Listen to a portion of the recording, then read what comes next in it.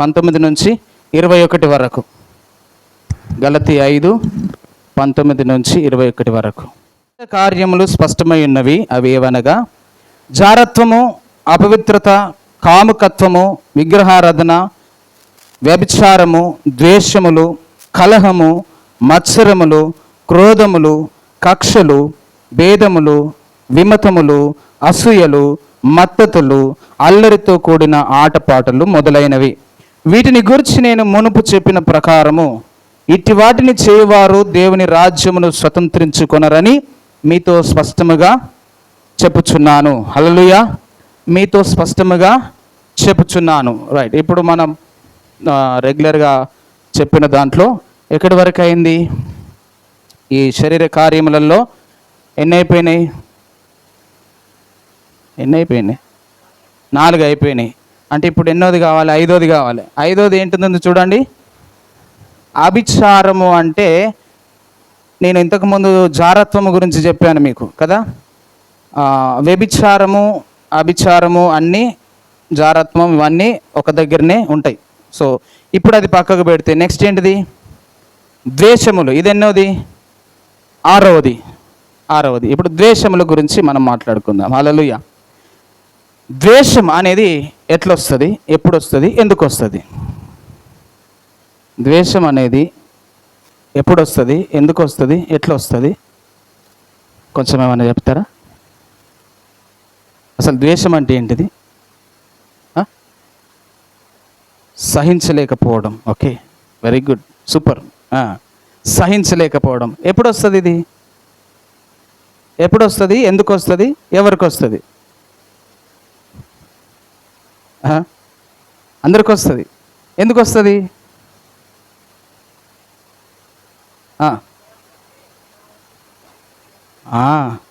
అది సూపర్ చెప్తున్నాను brother. Next కరెక్టే. మనకి ఏదైనా ఉండి లేక మనకి ఏదైనా లేక ఇతరులకి ఏదైనా ఉంటే వాళ్ళ మీద మనకి ఏం కలుగుతుంది? వాళ్ళకు ఉంది, నాకు లేదు. నెక్స్ట్ ఇంకా చెప్పండి. స్కూల్లో టీచర్స్ మీ అంటే పిల్లల్ని ఒకరిని మాత్రమే బాగా ఎక్కువగా ఇష్టపడి పిలుస్తూ వాళ్ళకే చెప్పుతూ వాళ్ళతోటి మాట్లాడుతూ వాళ్ళనే ప్రశ్నలు అడుగుతుంటుంది. తోటి స్టూడెంట్కి ఏమనిపిస్తుంది? నువ్వే ఉన్నావా మేము కనబడతానే మా టీచర్కు. అవునా కాదా? ఇలాంటి ద్వేషము ఎప్పుడు వస్తుంది అని అంటే ఒకరిని మెచ్చుకున్నప్పుడు, లేక ఒకరిని హెచ్చించినప్పుడు, లేక మన దగ్గర ఏదన్నా లేనప్పుడు, ఇతరుల దగ్గర ఉన్నప్పుడు ఇలాంటిది మన లోపలికి వస్తుంది. ఈ ద్వేషం ఏం చేస్తుంది? చివరికి ఏం చేస్తుంది చెప్పండి? మీకు తెలుసు కానీ చెప్పడానికి మొహమాట పడుతున్నారు కదా. హల్లెలూయా. రైట్. మనము బైబిల్లో నుంచి మనం చూద్దాం. ఒక చిన్న కుటుంబం ఉంది ఆది కాండంలో. ఒక చిన్న కుటుంబం, 2 భార్య భర్తలు, 2 పిల్లలు, 2 అన్నదమ్ములు. మీకు ఈ స్టోరీ బాగా తెలుసు. ఒక చిన్న కుటుంబం. ఆ చిన్న కుటుంబంలో 2 పని చేసుకుంటున్నారు. ఒక ఆయన ఏం పని చేస్తుంటాడు? వ్యవసాయం చేస్తూ ఉన్నాడు. ఒక ఆయన ఏం చేస్తున్నాడు? గొర్రెలు మేపుకుంటున్నాడు. అర్థమైంది కదా మీకు? చాలా చిన్న కుటుంబం, మంచి కుటుంబం. వారి యొక్క తల్లిదండ్రులు చాలా మంచోళ్ళు. సో వారికి మంచి సంతానము దేవుడు ఇచ్చాడు. సో ఆ విధంగా వారి కుటుంబంలో 2 అన్నదమ్ములు పెరిగి పెద్దగా అయిన తర్వాత వారు చేస్తున్నటువంటి వృత్తిని బట్టి ఇప్పుడు దేవునికి అర్పణలు అర్పించవలసినటువంటి సమయంలో 2 అర్పణలు తీసుకొచ్చారు. ఓకే, పెద్ద ఆయన పేరు ఏంటిది? పేర్లు చెప్పలేదు కదా నేను. పెద్ద ఆయన పేరు కయ్యేను, చిన్న ఆయన పేరు హేబేలు. 2 తీసుకొచ్చారు అర్పణలు. రైట్. అయితే దేవుడు ఒక్కరిది మాత్రమే అంగీకరించాడు, ఒక్కరిది మాత్రమే ఇష్టపడ్డాడు. కారణం ఏంటిది అయి ఉండొచ్చు. ఎందుకో మరి కయ్యేను గారి యొక్క అర్పణ దేవుడు అంగీకరించలేదు, హేబేలు గారి యొక్క అర్పణ దేవుడు అంగీకరించాడు. ఎందుకు అని అంటే అక్కడ స్పష్టంగా రాయబడిన మాట ఏంటిదనంటే హేబేలును అతని అర్పణను దేవుడు అంగీకరించాడు. ఎందుకు? అతని హృదయమును చూశాడు దేవుడు కదా. కయ్యనుడు అంగీకరించలేదు, కయ్యను యొక్క అర్పణను అంగీకరించలేదు. ఇప్పుడు అక్కడ ఏం సమస్య ఏర్పడ్డదంటే, దేవుడు ఒకరిని అంగీకరించి ఒకరిని అంగీకరించకపోవడం బట్టి ద్వేషం అనేది వచ్చేసింది, కోపం అనేది వచ్చేసింది. ఎవరికి? అన్నయ్యకు. అంటే ఇప్పుడు ఎవరిది తప్పు? దేవుడిది తప్ప? ఒకరిని అంగీకరించి ఒకరిని అంగీకరించకపోవడము దేవుడిది తప్పు కాదు. అక్కడ కయ్యనుది తప్పు. ఎందుకు అని అంటే, దేవుని ఎడల హేబేలు యొక్క హృదయము మంచిగుంది, కయ్యను యొక్క హృదయము బాగలేదు. కయ్యను యొక్క మనస్సు బాగలేదు దేవుని పట్ల. అందుకని దేవుడు ఏం చేసినాడు? హృదయాన్ని చూశాడు, తెచ్చిన ఇతన్ని చూసినాడు, అర్పణను చూసినాడు, అంగీకరించాడు. అప్పట్లో అంగీకరించడం అంటే ఏంటిది? దేవుడు అర్పణను అంగీకరించడం అంటే ఏంటిది? దేవుని యొక్క అగ్ని ఆకాశము నుండి దిగి ఆ దహన బలిని కాల్చాలి, అది అంగీకరించబడ్డట్టు. ఒకవేళ అర్పణ మీదకి దేవుని యొక్క అగ్ని దిగి రాకపోతే అది అంగీకరింపబడనట్టు, రైట్? దేవుని యొక్క అగ్ని ఆకాశం నుండి దిగి హేబేలు యొక్క అర్పణను అంగీకరించాడు దేవుడు. ఆ సమయంలో ద్వేషం పెంచుకున్నాడు అన్నయ్య తమ్ముడి మీద కదా. చాలామంది ఇద్దరు అన్నదమ్ములు ఉంటే ఇదే కథ. మేము కూడా ఇద్దరం అన్నదమ్ములం కదా. ఒకడు మంచోడు అని సమాజం మెచ్చుకున్నది అనుకోండి, ఇప్పుడు నేను చెడ్డు అన్నా అని అనుకుంటారు కదా. అయితే ఇక్కడ రెండు విషయాలు మనం గమనించినట్లయితే, కయ్యని యొక్క హృదయము దేవుని ఎడల మంచిగా లేదు కాబట్టి కయ్యని యొక్క అర్పణ అంగీకరించలేదు. దేవుని ఎడల హేబేలు యొక్క హృదయము చాలా బాగుంది కాబట్టి ఆ అర్పణ అంగీకరించబడింది. ఇప్పుడు మనం ఇక్కడ నేర్చుకోవాల్సిన పాఠం ఏంటిదని అంటే, నీవు ప్రార్థన చేసేటప్పుడు కానీ, నీవు లేక కానుకలు సమర్పించేటప్పుడు కానీ, నీ హృదయం అనేది దేవునికి అంగీకారముగా ఉన్నప్పుడు నీ ప్రార్థన అంగీకరిస్తాడు, నీ కానుక కూడా దేవుడు అంగీకరిస్తాడు. చాలామంది అంగీకరించకపోతే వాళ్ళు ఏం చేస్తారంటే, దేవుడు నా ప్రార్థన వినడం లేదు, నా ప్రార్థన అంగీకరించడం లేదు, దేవుడు నన్ను చూస్తలేడు, దేవుడికి నేను ఎంత ఇష్టం లేదా అని చెప్పి మనల్ని మనమే ప్రశ్నలు వేసుకుంటూ ఉంటాం, కుమిలిపోతూ ఉంటాం. అయితే దేవుని పట్ల నా హృదయం ఎట్లా ఉన్నది, నేను ఏ విధంగా ప్రవర్తిస్తున్న దేవుని ఎడల, దేవునికి నా హృదయము ఎంత సమీపంగా ఉన్నది అనేది మనం ఒకసారి ప్రశ్న వేసుకోవాలి కదా.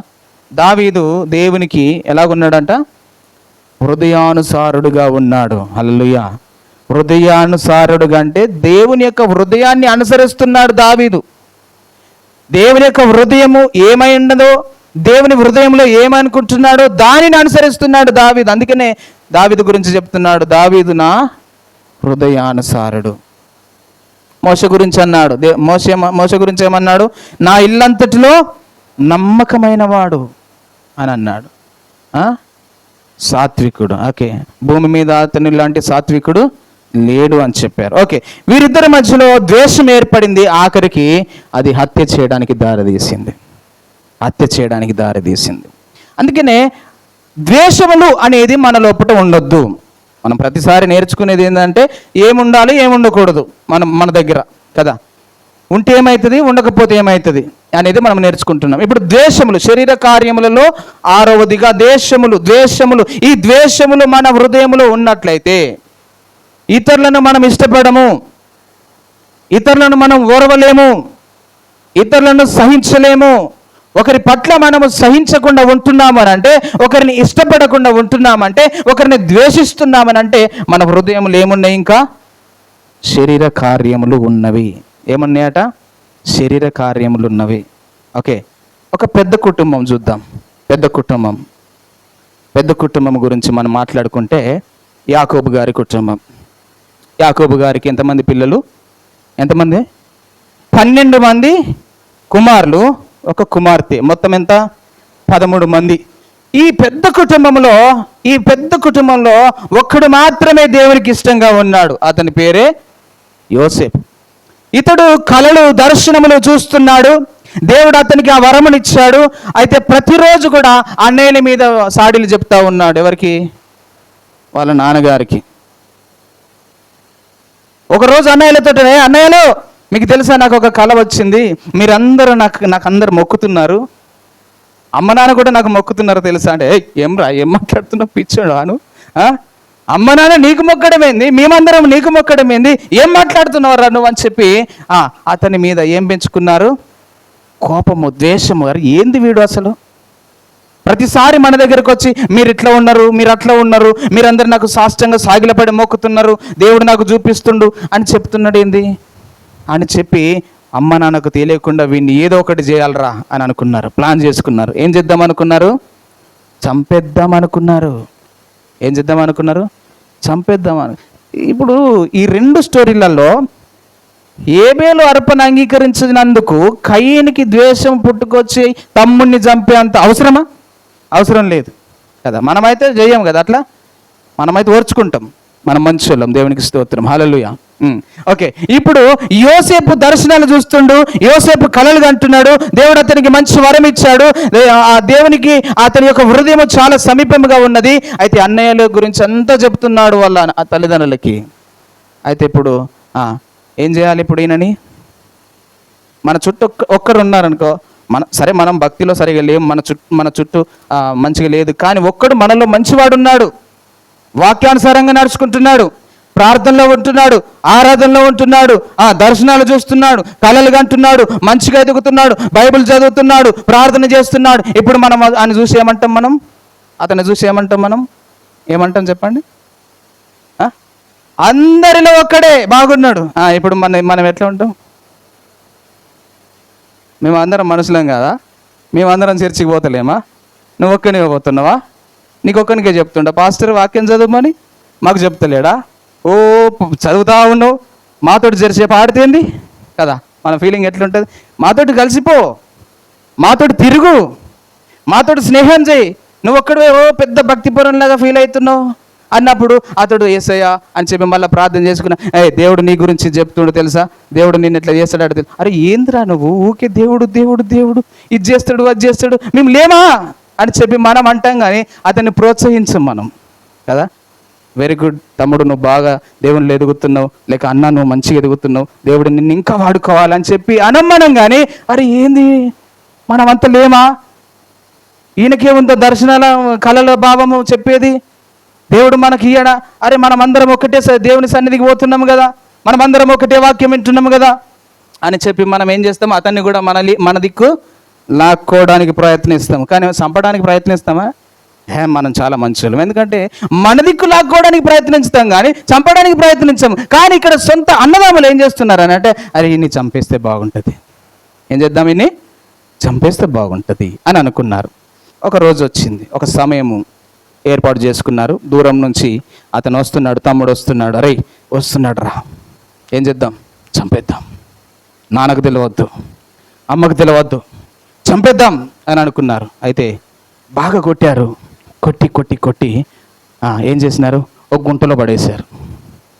పెద్దోడు ఉన్నాడు, అరే చంపొద్దురా, ఆ పాపం మనకు తగులుతుంది, మనం చంపొద్దు, అది ఏం చేద్దాం మరి అని అంటే, ఇతన్ని తీసి అది వారికి అమ్మేద్దాం, వారికి అమ్మేసుకుందాం అని చెప్పి ఆలోచన కలిగి మరణం నుంచి తప్పించి ఏం చేసినారు, అమ్మేశారు.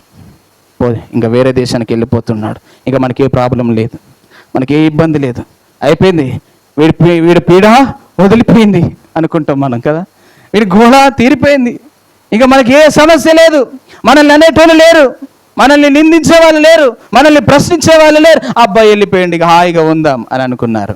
ఇంటికి వెళ్ళారు. ఏడి చిన్నోడు ఏడి, యోసేపు ఏడి అంటే, అరే యోసేపు ఏడి నాన్న అడుగుతున్నాడు, ఏం చేయాలా అని చెప్పేసి అతన్ని అంగిని ఏం చేసినారట, రక్తంలో ముంచి తీసుకెళ్ళి, ఇదిగో నానా ఈ అంగి తమ్ముడిదేమో చూడు నానా అంటే, అవును ఇది యోసేపుదే. యోసేపు ఏమయ్యాడు? యోసేపు ఏమో అడవి మృగములు తినేసి చంపేసినట్టున్నాయి, మాకు యోసేపు దొరకలే, కానీ ఆయన వస్త్రము ఆయన అంగి దొరికిందని చెప్పి తీసుకొని వచ్చి అబద్ధం ఆడారు. అర్థమవుతుందా? ద్వేషం అనేది ఏం చేస్తుందని అంటే, ఒకటి హత్య చేయడానికి కారణమైంది, ఇంకొకరిని హత్య చేయించడానికి ప్రేరేపించింది, కానీ హత్య చేయలేదు, అక్కడ అమ్మేసుకున్నారు. ఈ 2 విషయాలు మీరు గుర్తుపెట్టుకోండి. ఇంకా కొంచెం మనం ముందుకు వెళ్తే ఇప్పుడు గొలియాతు గురించి మాట్లాడుకుందాం. గొలియాతు దావీదు వారి యొక్క మధ్యలో సంభాషణ నేను జనరల్గా చెప్తున్నా. గొలియాతు ఎంత పెద్దవాడు, 6 మూరల జానెడు ఎత్తు కలిగి చాలా బలవంతుడు, యుద్ధ నేర్పరి అయి వారికి నాయకుడిగా, ఫిలిస్తీన్లకు నాయకుడిగా ఉండి వారి పక్షాన యుద్ధము చేయడానికి వచ్చాడు. కానీ ఇశ్రాయేలీలు సౌలు రాజ్యము పరిపాలిస్తున్నప్పుడు ఆ సమయంలో ఎవరు వచ్చారు యుద్ధం చేయడానికి? సౌలు యొక్క సైన్యము, దావీదు యొక్క సహోదరులు వచ్చారు యుద్ధము చేయడానికి. వారు కూడా యుద్ధ నేర్పరులే, వారికి యుద్ధము తెలుసు. కానీ అంత పెద్ద గొలియాతును చూస్తున్నారు, యుద్ధము చేయడానికి దగ్గరకు వెళుతున్నారు, మరలా తిరిగి వెనకకు వచ్చేస్తున్నారు. కారణం, భయంకరంగా ఉన్నాడు. ఒక దెబ్బ, గొలియాత్ ఒక దెబ్బ కొడితే మనం చచ్చిపోతాము అని అనుకొని దగ్గరికి వెళ్తున్నారు. చంపేద్దాం రా అని ఏమనుకుంటారు వీళ్ళందరూ? మనం అందరం ఏకమై ఆయన చంపేద్దాం అనుకుంటారు, దగ్గరికి పోతారు, మళ్ళీ వెనకకి వచ్చేస్తున్నారు. ఇంకా ఒక రోజున చిన్నోడు వచ్చాడు. ఇట్లా ఎన్ని రోజులు జరిగింది? చెప్పండి గట్టిగా. 40 రోజులు జరిగింది. ఎన్ని రోజులు జరిగింది? 40 రోజులు పోతున్నారు యుద్ధం చేయడానికి, మళ్ళీ తిరిగి వెనకకి వస్తున్నారు. అయితే లేదు వీళ్ళతోటి. అయితే ఒక రోజు దావీదు వచ్చి అసలు ఏం జరుగుతుంది ఇక్కడ అంటే, ఇట్లా గొలియాత్ ఆయన వచ్చాడు, ఆయన ఫిలిస్తీన్ల నాయకుడు. అయితే మనోళ్ళు పోతురు కానీ ఎవరు కూడా కొట్టలేకపోతున్నారు, ఓడించలేకపోతున్నారు. అంటే అవునా, ఈ సున్నతి లేనివాడు దేవుని బిడ్డలను తృణీకరించడానికి వీడెవడు? వీనికి అధికారం ఎక్కడిది అని ఎవరు అంటున్నారు? దావీదు. అయితే నేను చంపొచ్చు అయితే అంటే, నువ్వెట్లా చంపుతావు? నీకు బలం లేదు కదా, నువ్వు యుద్ధము నేర్చుకోలేదు కదా, నువ్వెట్లా చంపుతావు అంటే, నేను చంపుతానయ్యా, నేను దేవుని పేరట వెళ్తా అతని మీదకి అని అన్నాడు. ఎవరి పేరట? దేవుని పేరట వెళ్తా నేను అతని మీదకి. ఈ సున్నతి లేనివాడు, ఈ అన్యుడు మనల్ని దేవుని బిడ్డలను తృణీకరించడానికి వీడేవాడండి, నేను వెళ్ళి చంపేస్తా అని చెప్తే, ఆ యుద్ధ కవచాలు వేసుకోమంటే వీటి నాతోటి కాదని చెప్పి తీసేస్తాడు. ఏం చేస్తాడు తర్వాత? స్టోరీ అంతా మనకు తెలుసు కదా. తర్వాత ఏం చేస్తాడు? యొర్దాను నదికి వెళ్ళి 5 రాళ్ళను ఏరుకొని ఆ రాయిని పట్టుకొని, ఒడిసెలు పట్టుకొని దావీదు గొలియాతు ఎదుటికి పోతుంటే గ్గొలియాతు ఏమంటున్నాడు అక్కడ నిలబడి? ఆ డైలాగ్ ఇప్పుడు చదవాలి, మీరు చదవండి. మొదటి సమూయేలు గ్రంథము 17వ అధ్యాయం, 43 నుంచి అనుకుంటా, 41 నుంచి చదువుదాం. 41. డాలు మోయివాడు తనకు ముందు నడవగా ఆ ఫిలిష్తీయుడు బయలుదేరి దావీదు దగ్గరకు వచ్చి చుట్టూ పారజూచి దావీదును కనుగొని అతడు బాలుడై ఎర్రటి వాడును రూపసీనై ఉండుట చూచి అతని తృణీకరించెను. ఫిలిష్తీయుడు కర్ర తీసుకొని, నీవు నా మీదికి వచ్చుచున్నావే, నేను కుక్కనా అని దావీదుతో చెప్పి తన దేవతల పేరిట దావీదును శపించెను. చూడండి, ఇక్కడ మనం గమనించినట్లయితే ఫస్ట్ గొలియాతు ముందట ఒక అతను నడుస్తున్నాడు, అతడు డాలు మోసేవాడు. ఎవరైనా డాలు మోసుకుంటూ ఒక ఆయన గొలియాతు ముందట నడుస్తుంటే, గొలియాతు వెనుక నుండి వచ్చి ఇట్లా చూసి, ఎవడు వచ్చిండ్రు రా మీదకి యుద్ధానికి, ఏడురా సైన్యం ఏదురా అని ఇట్లా చూస్తుండట. ఎవడు కనబడతలేడు. అక్కడ ఎవరున్నారు? అక్కడ దావీదు ఒక్కడే ఉన్నాడు, బాలుడైన దావీదు. మేబీ ఎన్ని ఇయర్స్ ఉండొచ్చు అప్పటికి? 15-16 ఉండొచ్చు మేబీ. అతన్ని చూసి ఈ బాలుడు వచ్చాడేంది అని అనుకొని ఏమంటున్నాడు? కర్ర తీసుకొని నీవు నా మీదికి వచ్చుచున్నావే, నేను కుక్కనా? మనం కట్టె తీసుకొని అడిగిపోతాం, కుక్కను కొట్టడానికి పోతాం. దావీదు చేతిలో ఒక కర్ర ఉంది, అది దుడ్డు కర్ర. యెహోవా నా కాపరి, నాకు లేమి కలగదు, 23వ కీర్తన మనకు తెలుసు కదా. నీ దుడ్డు కర్ర, నీ దండమును నన్ను. ఈ దుడ్డు కర్ర దావీదు చేతిలో ఉంది. అయితే కర్ర చూస్తున్నాడు, ఒడిసెలు చూస్తలేడు మనోడు. ఎవరు? గొలియాత్. ఇప్పుడు చూసి, అరే కట్టె తీసుకొని నా మీదకి వస్తున్నాడు, నేను కుక్కనా అని చెప్పి దావీదును వారి యొక్క దేవతల పేరిట శపించాడంట. దావీదును తృణీకరించాడు. ఈడంతా బచ్చగాడు, బాలుడు, ఈడు నన్ను ఏం చేస్తాడు? అంత పెద్ద కండలు తిరిగిన వాళ్ళే నా మీదకి వస్తే ఎవరేం చేయలే. 40 దినాలు వస్తున్నారు పోతున్నారు. ఈ చిన్న పిల్లగాడు వచ్చి నాతోటి ఏం చేస్తాడు? నేను కుక్కలకు కనబడుతున్నానా అని అనుకొని వారి యొక్క దేవతల పేరట ఏం చేసినాడంట?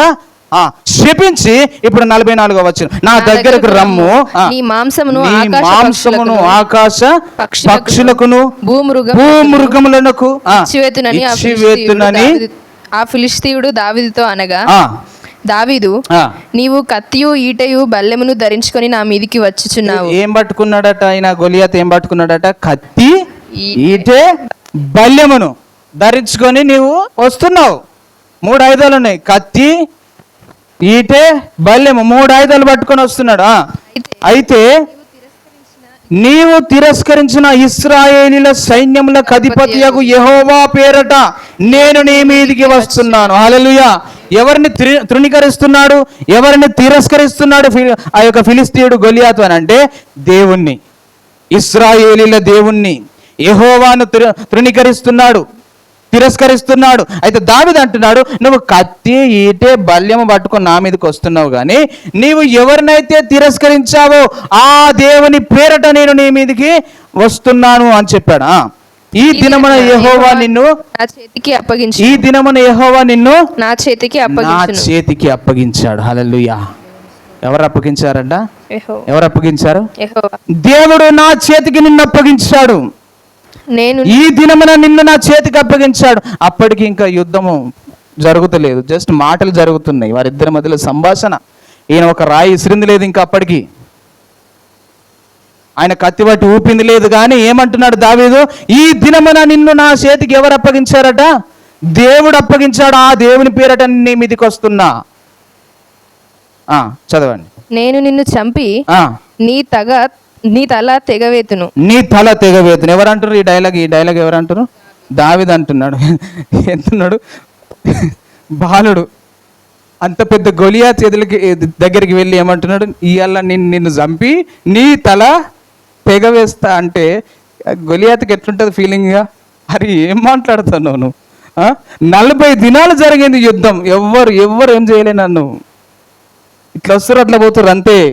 కానీ ఇప్పుడు నువ్వు చిన్నోడివి, నువ్వు వచ్చి నా తల నరికేస్తావా నువ్వు అని అనుకోవచ్చు. నెక్స్ట్. ఇశ్రాయేలీలలో దేవుడున్నాడని లోక నివాసులందరూ తెలుసుకున్నట్లు. ఎవరంట? ఇశ్రాయేలీలో దేవుడున్నాడని లోక నివాసులందరూ తెలుసుకున్నట్లు నేను ఈ దినమున ఫిలిస్తీయుల యొక్క కళేబరములను ఆకాశ పక్షులకును భూమృగములకును ఇచ్చును. ఫిలిస్తీయుడు ఏమన్నాడు? గొలియాతు ఏమన్నాడు? నువ్వు అయితే రా, నిన్ను ముక్కలుగా చేసి ఆకాశ పక్షులకు ఆహారం వేస్తా అన్నాడు. ఇప్పుడు దావీదు ఏం చెప్తున్నాడు? నిన్ను ఫిలిస్తీయుల యొక్క కళేబరములను ఆకాశ పక్షులకును భూమృగములకును నేను వేస్తాడంట. హల్లెలూయా. ఇట్లా యుద్ధం జరిగింది. గొలియాతు దావీదు ఒడిసెలను పట్టుకొని గిరగిరా తిప్పి ఒక రాయి విసిరి కొట్టితే ఎక్కడ తగిలిందట? ఇక్కడ తగిలిందంట. ఇప్పుడు ఇక్కడ తగిలితే ఎట్లా పడతారు? వెనకకు పడతారా ముందటిగా? వెనకకు పడాలి, కానీ ముందటికి పడ్డాడు. ఎందుకు పడ్డాడు మరి? మొత్తం మీద పడ్డాడు. ఇప్పుడు పడంగానే వెంటనే ఏం చేసినాడు దావీదు? ఏం చేసినాడు? వెళ్ళి అతని దగ్గర ఉన్న కత్తిని తీసుకొని అతని తల అన్నంత పని చేసిండు దావీదు. ఎవరి పేరట వెళ్ళిండి? ఈయన దేవుని పేరట. ఈ గొలియాతు ఎవరిని తృణీకరిస్తున్నాడు? ఎవరిని అసహించుకుంటున్నాడు? దేవుణ్ణి, ఇశ్రాయేలీల దేవుణ్ణి, యెహోవాను తృణీకరించాడు, ఇశ్రాయేల్ ప్రజల్ని తృణీకరించాడు, దేవుని పిల్లలను తృణీకరించినాడు. యుద్ధము జరిగింది. ఒక్క దెబ్బతోటి గొలియాతు చంపబడ్డాడు. సో ఇదంతా నేను ఎందుకు చెప్తున్నానంటే, ఈ హత్యలన్నిటికీ కారణం ఏంటిది? ఈ హత్యలన్నిటికీ కారణం ఏంటిది? ద్వేషం. ఏంటి చెప్పండి? ద్వేషం. అందుకే నేను మనం చూస్తే కనుక 26వ అధ్యాయం సామెతల గ్రంథం, 26వ అధ్యాయం సామెతల గ్రంథంలో 26వ వచనం చదువుదాం. 26 వాడు తన ద్వేషమును కపట వేషం చేత దాచుకొనును, సమాజంలో వాని చెడుతనము బయలుపరచబడును. ఇక్కడ మనం గమనించినట్లయితే వాడు ఏం చేస్తాడంటే ద్వేషమును కపట వేషము చేత దాచుకొనును. మన మధ్యలో, మన చుట్టూ చాలా మంది ఉంటారు, అయితే చాలా నటిస్తూ ఉంటారు కదా. ద్వేషమును ఎక్కడ దాచుకుంటాడు? కపట వేషము చేత దాచుకుంటాడు. మన దగ్గరికి వచ్చినప్పుడు కపట వేషము వేసుకొని మాట్లాడుతూ ఉంటారు. తోడేలు గొర్రె చర్మము ధరించుకొని వచ్చినట్లుగా మనం ఎవరి మధ్యలో ఉన్నాము? తోడేళ్ళ మధ్యలో ఉన్నాం. ఎవరి మధ్యలో ఉన్నాము? తోడేళ్ళ మధ్యలో ఉన్నాం. అయితే తోడేలు ఏం చేస్తుందంటే గొర్రె చర్మమును కప్పుకొని వస్తుంది. ఇప్పుడు గొర్రెదో తోడేలేదో మనకు అర్థం కాదు. మన మీద ద్వేషం ఉన్నోడు కూడా మనతో చాలా చక్కగా మాట్లాడతాడు, మన రహస్యాలు తెలుసుకుంటాడు, ఆఖరికి మనల్ని చంపేస్తాడు. ఏమాట? వాడు తన ద్వేషమును కపట వేషము చేత దాచుకొనును, సమాజంలో వాని చెడుతనము బయలుపరచబడుతుంది. సమాజంలో వాని చెడుతనం అనేది తెలుస్తుంది. ఎవరు ఎలాంటి వాళ్ళు అనేది సమాజమే నిర్ణయిస్తుంది. ఒక అందమైన పోలీస్ లేడీస్ కానిస్టేబుల్ అంట, ఒక అందమైన లేడీ కానిస్టేబుల్. ఆమె ఏం చేస్తుందనంటే ఆ కానిస్టేబుల్ డ్యూటీ చేస్తున్నప్పుడు తోటి వారు అంటున్నారట, రే నువ్వు చాలా అందంగా ఉన్నావు, చాలా చక్కగా ఉన్నావు, నీవు సినిమాల్లో సీరియల్లో నటిస్తే బాగుంటుంది, నీకు బాగా డబ్బులు వస్తాయి అని చెప్పి బాగా ఎక్కిస్తూ ఉన్నారంట. ఆమెను ఎక్కిస్తూ ఉంటే ఈమె అనుకుందంట, ఆ ఫీల్డ్కి ఎందుకు వెళ్ళాలి, ఈ ఫీల్డ్లోనే ఉండి నేను సంపాదించుకుంటా అని ఒక ఐడియా తోటి ఏం చేసిందంట అంటే ఒక డ్రగ్స్ వ్యాపారితోటి చేయగలిపిందంట. ఒక డ్రగ్స్ వ్యాపారితోటి చేయగలిపి డ్రగ్స్ సప్లై చేస్తూ ఉన్నదంట. ఈమెకు మహేంద్ర తార్ జీప్, మీకు తెలుసు కదా మహేంద్ర తార్ జీప్, అది ఉంది ఆమెకు. ఇంకా బ్లాక్ అద్దాలు ఉంటాయి. ఈమె పోలీస్ కానిస్టేబుల్ కనుక ఎవరు ఆపిన కానీ ఎవరు ఈమె, నేనెవరు కార్డు చూపిస్తే అయిపోయా, అందరు వదిలిపెడతాను. ఇట్లా దందా నడిపిస్తూ ఉన్నది. నడిపిస్తూ కొన్ని లక్షలు కోట్లు కూడబెట్టుకున్నది. అయితే ఒక రోజు వచ్చింది. సిబిఐ ఎంటర్ అయింది. వారు కనిపెట్టి ఆమెను అరెస్ట్ చేసి జైలుకు తీసుకుపోయారు. నేను ఎందుకు చెప్తున్నా ఈ స్టోరీ అని అంటే, ఎవరు ఎంత కపట వేషం వేసుకున్నా, ఎవరు ఎంత పాపమును మనసులో దాచుకున్నా ఏదో ఒక రోజు అది బయలుపడక మానదు. అందుకే వాక్యం ఒకటి ఉంది, నీ పాపము నిన్ను పట్టిస్తుంది. మనం అనుకుంటాం ఎవరు చూడడం లేదనుకుంటాం, ద్వేషము కలిగి మనం మనుషుల మధ్యలో జీవిస్తున్నాం. అయితే చాలాసార్లు మనం ఏమనుకుంటాం అని అంటే, ద్వేషం అంటే ఏంటిది, ఇతరులను అసహించుకోవడం, తృణీకరించడం. ఇప్పుడు గొలియాతు ఎవరిని తృణీకరించాడు? దేవుణ్ణి తృణీకరించినందుకు దావీదు చేతిలో హత్య చేయబడ్డాడు. కయ్యను ఎవరిని తృణీకరించినాడు? హేబేలును తృణీకరించాడు. కాబట్టి హత్యకు కారణమైపోయింది. యోసేపు యొక్క అన్నదమ్ములు యోసేపును తృణీకరించారు, కానీ హత్య చేద్దామనే ఆలోచన వచ్చింది, కానీ హత్య చేయలేదు, అమ్మేసుకున్నారు. మీరు బాగా ఈ స్టోరీస్ అన్ని గుర్తుపెట్టుకోండి. త్వరగా మనం ముందుకు వెళ్దాం. 1 యోహాను పత్రిక 3వ అధ్యాయం 13 నుంచి 15 వరకు. 1 యోహాను పత్రిక 3వ అధ్యాయం 13 నుంచి 15 వరకు. సహోదరులారా, లోకము మిమ్మును ద్వేషించిన ఎడల ఆశ్చర్యపడకుడి. మనము సహోదరులను ప్రేమించుచున్నాము గనుక మరణంలో నుండి జీవంలోనికి దాటి ఉన్నామని ఎరుగుదాము. ప్రేమ లేని వాడు మరణమందు నిలిచి ఉన్నాడు. తన సహోదరుని ద్వేషించువాడు నరహంతకుడు. నరహంతకుడు. ఇక్కడ సహోదరులారా, లోకం మిమ్మల్ని ద్వేషించిన ఎడల ఆశ్చర్యపడకుడి. ఈ మాట యేసు ప్రభు చెప్పాడు. మిమ్మల్ని ద్వేషించినప్పుడు మీరు ఆనందించండి, సంతోషించండి, మీరు కృతజ్ఞతలు చెల్లించండి. ఎందుకనంటే లోకము మీకంటే ముందుగా నన్ను ద్వేషించింది, నన్ను తృణీకరించింది. కాబట్టి మీరు ఏం భయపడకండి. ఇక్కడ ఏం చెప్తున్నాడు అని అంటే, ఒకవేళ లోకం మిమ్మల్ని ద్వేషించినప్పుడు మీరు ఆశ్చర్యపడద్దు.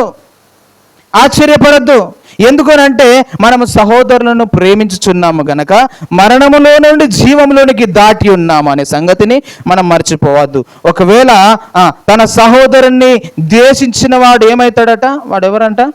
నరహంతకుడు. అంటే హత్య చేసినతోటి సమానుడు. నరహంతకుడు అని ఎవరని అంటాము? మనుషులను చంపే వాళ్ళని ఏమంటాం మనము? నరహంతకులు అంటాం. ఇప్పుడు మనము సహోదరుని ద్వేషిస్తున్నాం, అవునా కదా? మనకు కొంతమంది ఇష్టం ఉంటారు, కొంతమంది ఇష్టం ఉండరు. ఇష్టం లేని వారిని మనం ఏం చేస్తున్నాం? పక్కన పెట్టేస్తున్నాం, ద్వేషిస్తున్నాం. ఇప్పుడు ద్వేషిస్తున్నాము అని అంటే ఇండైరెక్ట్గా నువ్వేం చేస్తున్నాం? మనం ఏం చేస్తున్నాం? ఇండైరెక్ట్గా ఏం చేస్తున్నాం? మనము చంపేస్తున్నాం, హత్య చేస్తున్నాం. అదే కదా ఇక్కడ. సహోదరుని ద్వేషించిన వాడు ఎవరట? నరహంతకుడు. అందుకనే ఇప్పుడు 4:20 చదవండి. 4:20 చదవండి. ఎవడైనను నేను దేవుణ్ణి ప్రేమించుచున్నానని చెప్పి తన సహోదరుని ద్వేషించిన ఎడల అతడు అబద్ధికుడు. తాను చూసిన తన సహోదరుని ప్రేమింపని వాడు తాను చూడని దేవుణ్ణి ప్రేమింపలేడు. చాలాసార్లు అనుకుంటాం కదా, లేదు పాస్టర్ గారు మేమైతే దేవుణ్ణి చాలా ప్రేమిస్తున్నాం, దేవుడు అంటే మాకు చాలా ఇష్టం, కానీ మనుషులే మాకు ఇష్టం లేదు అంటే దాని అర్థమైంది? దాని అర్థమైంది చెప్పండి. అబద్ధికుడు అన్నట్టు, నువ్వు అబద్ధం ఆడుతున్నావు అన్నట్టు. దేవుణ్ణి ప్రేమించేవాడు సహోదరుని కూడా ప్రేమించాలి. అయితే లేదు లేదు నేను దేవుణ్ణి ప్రేమిస్తున్నాను కానీ ఇతన్ని ప్రేమించను అని అంటే అప్పుడు దేవుని వాక్యం ఏమి సెలవిస్తుంది? కనబడుతున్నటువంటి సహోదరుని ప్రేమిస్తలేనప్పుడు కనబడని దేవుణ్ణి ఎట్లా ప్రేమిస్తున్నావు నువ్వు? అబద్ధం ఆడుతున్నావు అన్నట్టు, అవునా కదా? అబద్ధం చెప్తున్నావు నువ్వు అని చెప్పి దేవుని యొక్క వాక్యము సెలవిస్తూ ఉన్నది. ఆ తర్వాత 21, దేవుణ్ణి ప్రేమించేవాడు తన సహోదరుని కూడా దేవుణ్ణి ప్రేమించేవాడు తన సహోదరుని కూడా ప్రేమింపవలనను ఆజ్ఞ మనం ఆయన వలన. ఇప్పుడు మనం ఎంతమందిని ప్రేమిస్తున్నాం? దేవుణ్ణి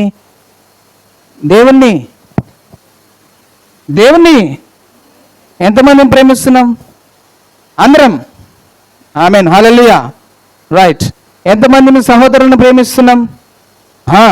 వెరీ గుడ్, చాలా మంచోళ్ళు మీరు అందరు. గట్టిగా చప్పట్లు కొట్టుకోవాలి మీ అందరికీ. Very good, super. ఓకే, అంటే మనం అబద్ధికులము కాదు, నరహంతకులము కాదు. నరహంతకులు ఎవరు? సహోదరుని ద్వేషించేవాడు నరహంతకుడు. నేను దేవుణ్ణి అయితే ప్రేమిస్తున్నా, సహోదరుని కూడా ప్రేమిస్తున్నా అంటే కనబడిన సహోదరుని ప్రేమించినప్పుడు దేవుణ్ణి ప్రేమిస్తున్నా అని చెప్పడము అబద్ధం. మనం చాలాసార్లు ఇక్కడే మిస్ అవుతాం కదా. దేవుణ్ణి అయితే బాగా ప్రేమిస్తూ ఉంటాం, ప్రార్థన చేస్తూ ఉంటాం, ఆరాధన చేస్తూ ఉంటాం, పాటలు పాడుతూ ఉంటాం, అన్నీ చేస్తూ ఉంటాం. కానీ ఎవరైనా మనకు పడని వారు ఉంటే వారిని చూసి మనం ఏం చేస్తుంటాం? అసహించుకుంటాం. కనబడకపోతే బాగుండు అనుకుంటాం. ఈయన ముఖం ఎందుకు చూసినా అని అనుకుంటాం. వీడితో మాట్లాడవలసి వచ్చింది దినాన అని అనుకుంటాం కదా. అట్లా అనుకుంటే మనం ఎవరము? ద్వేషిస్తున్నామంటే మనం ఎవరము? నరహంతకులము అని గుర్తుపెట్టుకోవాలి. ఓకేనా? లాస్ట్ మత్తయి సువార్త 10వ అధ్యాయం 22వ వచనం. మత్తయి సువార్త 10వ అధ్యాయం 22వ వచనం. త్వరగా మత్తయి సువార్త 10వ అధ్యాయం 22వ వచనం. మీరు నా నామము నిమిత్తము అందరి చేత ద్వేషించబడుతురా? అయ్యో మాకు ద్వేషం వద్దయ్యా. అందరి చేత, మీరు నా నామము నిమిత్తం అందరి చేత ద్వేషించబడతారు అంటే యేసు ప్రభువును ఎవరైతే ఎక్కువగా ప్రేమిస్తారో, శత్రువులను ఎవరైతే ప్రేమిస్తారో వాళ్ళు ఏం చేయబడతారట? అందరి చేత ద్వేషించబడతారు. అయితే ఉదాహరణకు చెప్తా. ఇప్పుడు మనకి ఎవరన్నా పడనోళ్ళు ఉన్నారనుకో, ఫర్ ఎగ్జాంపుల్ మన దాంట్లోనే ఎవరన్నా పడని వాళ్ళు ఉన్నారనుకో, పక్కోళ్ళు ఒకవేళ దేవుని నమ్మలేనటువంటి వాళ్ళు ఉన్నారనుకో, అప్పుడు వాళ్ళు ఏమంటారు తెలుసా? ద్వేషిస్తారు, అవునా కదా? పక్క వాళ్ళే అంటారు, అరే ఇంత జరిగినా నీకు బుద్ధి వస్తలేదారా? ఆ దేవుడు అని చెప్పి ఆ దేవుని బిడ్డలతోటి వాళ్ళతోటే వీళ్ళతోటే నువ్వు తిరుగుతూ ఉన్నావు, ఇంకా నీకు బుద్ధి రాదా అని చెప్పి ఏం చేస్తూ ఉంటారు మనల్ని. అంటే మనము ఒకరితో సన్నిహితంగా ఉండడం కూడా కొంతమందికి ఇష్టం ఉండదు, లోకానికి ఇష్టం ఉండదు. శత్రువుని ప్రేమించడం కూడా లోకానికి ఇష్టం ఉండదు. ఎందుకంటే వాడు అలాంటి వాడు కదా, ప్రేమించడు కాబట్టి మనం కూడా అట్టనే ఉండాలని వాళ్ళు అనుకుంటారు.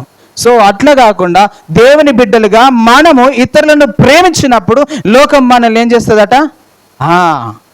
అయితే ద్వేషం పెట్టుకోవాలి. ఇప్పుడు మనము ద్వేషం పెట్టుకోవాలా? మనకు ఎంత హాని చేయడానికి వచ్చినా, మనల్ని చంపడానికి వచ్చినా,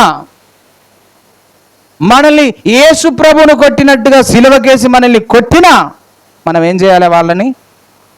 వాళ్ళని ప్రేమించాలి. అప్పుడు దేవుని ప్రేమ మనలో ఉన్నది అనేది అది నిజం. హల్లెలూయా. అది మనం చేయాలి. కానీ ఏదో ఒక చిన్న తప్పు జరిగిన తర్వాత ఏదో ఒక తప్పును పట్టుకొని మనం ఏం చేస్తూ ఉంటామంటే ఇంకా వాళ్ళతో మాట్లాడడము ఆపేస్తాం, వాళ్ళను తిట్టడం మొదలు పెడతాం, వాళ్ళ మీద చాడీలు చెప్పడం మొదలు పెడతాం, వాళ్ళను అసహించుకోవడం మొదలు పెడతాం. ఒకవేళ వారి ఎదుటికి వెళ్ళి వారి పేరు ఎత్తినామనుకో, వాళ్ళ పేరు ఎత్తకు, అస్సలు ఎత్తకు వాళ్ళ పేరు, వాళ్ళు ఎసంటాలు అనుకుంటున్నావు, వాళ్ళ పేరు ఎత్తుతావా నా ముందట అంటూ ఉంటారు. అంటే వీళ్ళెవరు? వీళ్ళంతా ఎవరు చెప్పండి? నరహంతకులు. మనిషిని, ఒక సహోదరుని ద్వేషిస్తున్నారంటే వీళ్ళంతా ఎవరు? నరహంతకులు. నెక్స్ట్ వచనం ఇంకోటి చదువుకుందాం. 1 యోహాను 2:9, 10, 11. 2:9 వచనం, 10 వచనం, 11 వచనం. వెలుగులో ఉన్నానని చెప్పుకొనుచు తన సహోదరుని ద్వేషించువాడు ఇప్పటి వరకును చీకటిలోనే ఉన్నాడు. చీకటిలోనే ఉన్నాడంట. నేను వెలుగులో ఉన్నా, నేను దేవునిలో ఉన్నా అని చెప్పుకుంటూ, నేను దేవుని బిడ్డను, నేను దేవునికి చాలా మంచి వ్యక్తిని, దేవుని హృదయం నా హృదయం ఒకటి, దేవుని అడుగు జాడలో నేను నడుస్తున్నా అని చెప్పుకుంటూ, నువ్వు నాకు ఇష్టం లేదు అని అంటే వాడు అప్పటికి ఇప్పటి వరకు ఎక్కడున్నాడంట. అయితే దేవుడు చీకటిలో ఉన్న మనల్ని ఎక్కడికి తీసుకొచ్చాడు? వెలుగులో ఉండాలి కదా, మనం వెలుగులో ఉండాలి. అయితే వెలుగులో వండుకుంటూ కూడా మనం ఏం చేస్తున్నామంటే మళ్ళీ చీకట్లకి, నాకు ఇదే ఇష్టం అండి. ఎక్కడికి వెళ్తున్నాం మళ్ళీ? దేవుడేమో చీకటి నుంచి వెలుగులోనికి నడిపించినాడు.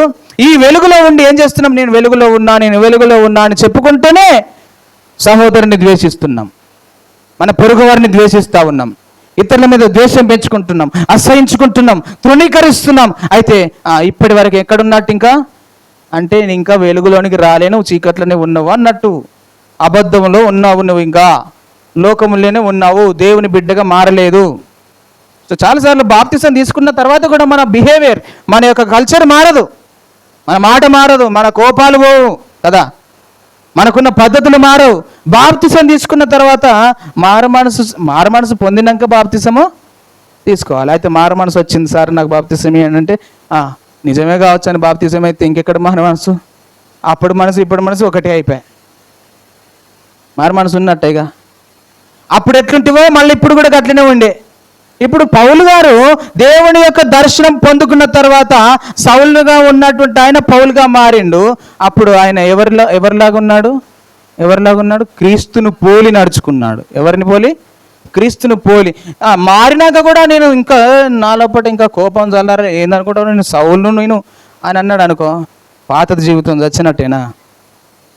పాతది ప్రాచీన స్వభావము చచ్చిపోయినట్టేనా లెక్క? నో, ఇంకా మనలో కొంతమంది అలాగే ఉన్నాం. వెలుగులో ఉన్నాము అనుకుంటున్నాము, ఇతరులను ద్వేషిస్తూనే ఉన్నాం, ఇతరులను తృణీకరిస్తూనే ఉన్నాం. నేను బాప్తిసం తీసుకున్నా, దేవుని బిడ్డను, నేను బలలో పాలు పొందుతున్నా అనుకుంటూనే చేయరాని కార్యాలు చేస్తున్నాం, పోకూడని స్థలాలకి వెళుతున్నాం, చెయ్యని పనులన్నీ చేస్తున్నాం, ఎవరో చెప్పారని ఏదో జరుగుతుందని ఏమేమో చేసేస్తున్నాం మనం. ఇవన్నీ దేవునికి వ్యతిరేకమైనటువంటి పనులు. అందుకని ఏం సెలవిస్తుంది ఇక్కడ? వెలుగులో ఉన్నానని చెప్పుచు చదవండి. తన సహోదరుని ద్వేషించేవాడు ఇప్పటి వరకును చీకటిలోనే ఉన్నాడు. తన సహోదరుని ప్రేమించేవాడు వెలుగులో ఉన్నవాడు అతని యందు అభ్యంతర కారణమేదియూ లేదు. తన సహోదరుని ద్వేషించేవాడు చీకటిలో ఉండి చీకటిలో నడుచుచున్నాడు. చీకటి అతని కన్నులకు గ్రుడ్డితనము కలగజేస్తును గనక తానెక్కడికి పోచున్నాడో అతనికి తెలియదు. సహోదరుని ప్రేమించేవాడు ఎక్కడుంటాడు? వెలుగులో. సహోదరుని ప్రేమించేవాడు ఎక్కడుంటాడు? వెలుగులో. ప్రేమించేవాడు వెలుగులో ఉంటాడు. ప్రేమించని వాడు, ద్వేషించని వాడు చీకటిలో ఉండి చీకటిలో నడుస్తున్నాడు కనుక అతడు ఎక్కడికి పోతుండో అతనికి తెలుస్తలేదు. అందుకే మనం చాలాసార్లు సతమతం అయిపోతాం. యేసుప్రభుని నమ్ముకుంటే మంచిదా, లోకంలో పోతే మంచిదా, యేసయ్యలో ఉంటే మంచిదా, అటు పోతే మంచిదా, ఇటు పోతే మంచిదా. ఇంట్లో ఉండి కూడా ఇంకేం చేస్తాం మనము? వాళ్ళు చెప్పిర్రు, గడికి ఉమ్మన్నారు, గది కట్టుకోమన్నారు, ఇది చేసుకోమన్నారు అని ఇంకా మనం ఏం చేస్తున్నాం? ఆ మార్గాలు ఈ మార్గాలు వెతుకుతున్నాం. ఎక్కడుండి? వెలుగులో ఉండి. ఇవన్నీ వెతుకుతున్నటువంటి మనము వెలుగులో ఉన్నట్ట, మరి చీకట్లోనే ఉన్నట్టు. ఒకప్పుడు మనము దేవుణ్ణి దూషించిన వారము, తృణీకరించిన వారము. అయితే దేవుడు మనల్ని ఏం చేయాలి? మనం చేసిన పాపానికి ఏం చేయాలి చెప్పండి?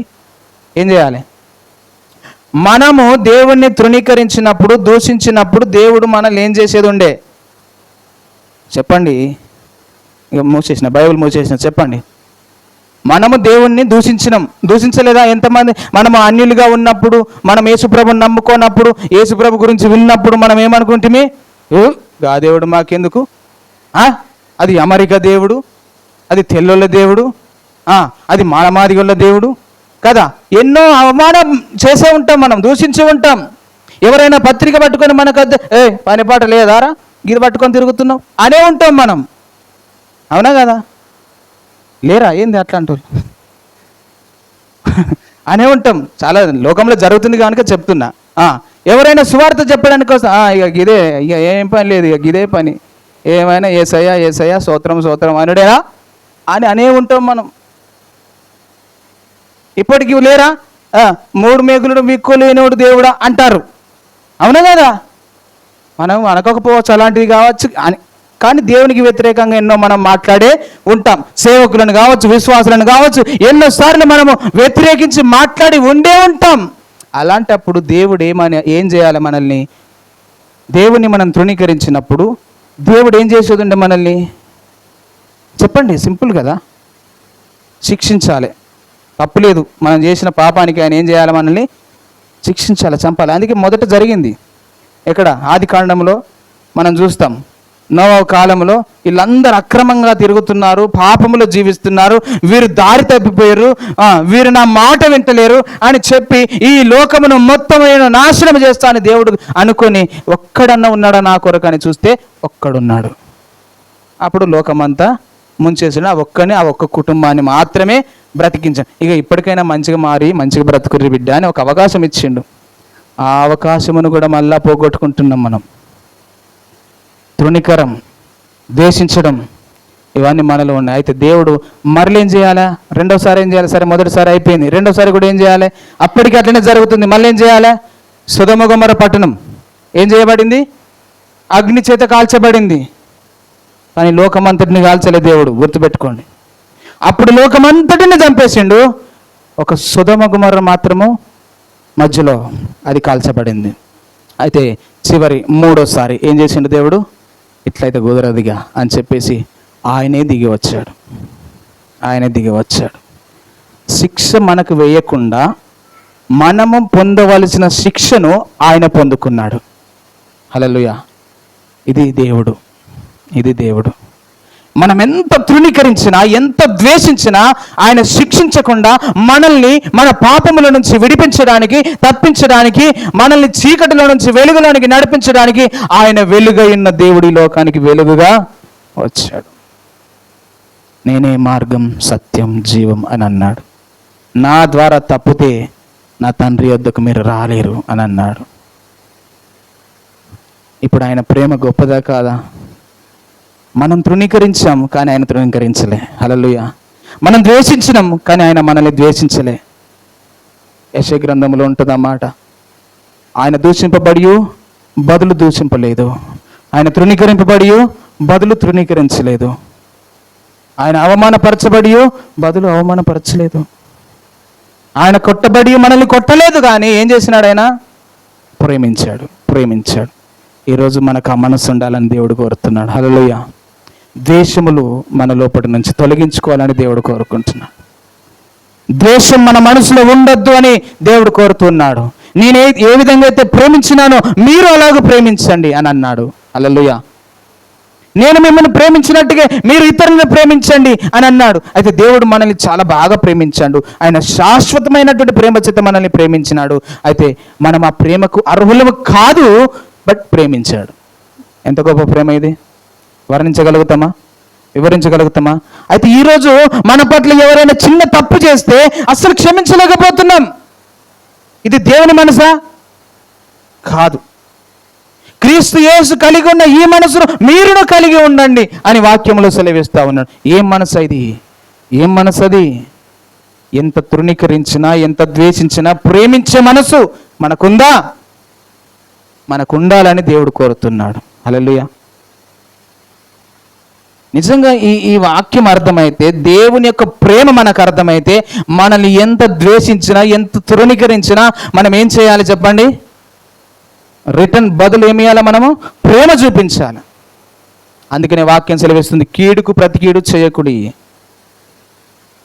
మేలు చేత కీడును జయించండి. అయితే మనము కీడుకు ప్రతి కీడు చేస్తూనే ఉంటాం, కీడుకు బదులుగా మళ్ళా కీడు చేస్తూనే ఉంటాం. అయితే దేవుని వాక్యం సెలవిస్తుంది, నో, మీరు కీడును మేలు చేత జయించండి. మీరు మేలు చేసుకుంటూ వెళ్ళండి. మీకు ఎవరైనా కీడు చేస్తే అది దేవుని ప్రేమ. కానీ కీడు చేసిండని చెప్పి అదే మనసులో పెట్టుకొని కీడుకు బదులుగా కీడు చేసుకుంటా పోతూ ఉంటే మన హృదయం దేవుని హృదయం ఒకటే అవుతుందా? అస్సలు కాదు.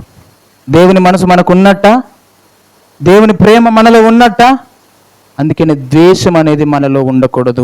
ద్వేషం అనేది ఉంటే మనం నరహంతకులము అని వాక్యం సెలవిస్తుంది.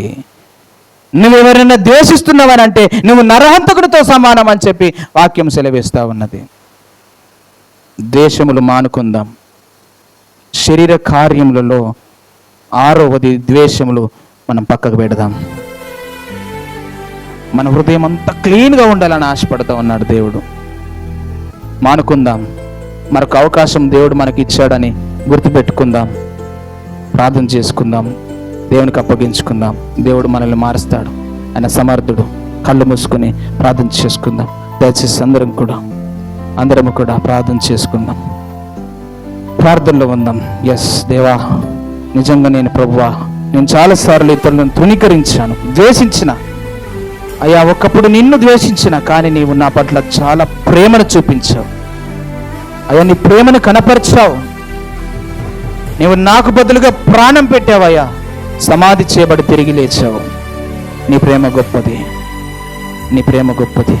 నీలాంటి ప్రేమ నాకు దయచేయి ప్రభువా. నీ మనసు నాకు దయచేయి ప్రభువా. నన్ను ఎవరైనా ద్వేషిస్తున్నప్పుడు, నన్ను ఎవరైనా తృణీకరిస్తున్నప్పుడు, నాకు ఎవరైనా కీడు చేస్తున్నప్పుడు నేను తిరిగి వారికి కీడు కల్పించకుండా మేలు చేసే కృపను నాకు దయచేయి అయ్యా. నాకు అలాంటి మనసు కావాలి యేసయ్యా అని చెప్పి మనం అడుగుదాం. దేవుడిస్తాడు. దేవుడిస్తాడు. దేవుడిస్తాడు. ప్రార్థన చేసుకుందాం. దయచేసి మీలో ఎవరైనా ఒకరు ఎత్తబడిన వాక్యం నిమిత్తము దేవా నాతో మాట్లాడినవయ్యా అని చెప్పి మీకు అనిపిస్తే గనక ఎవరైనా ఒకరు ప్రార్థించవలసిందిగా కోరుచున్నాను.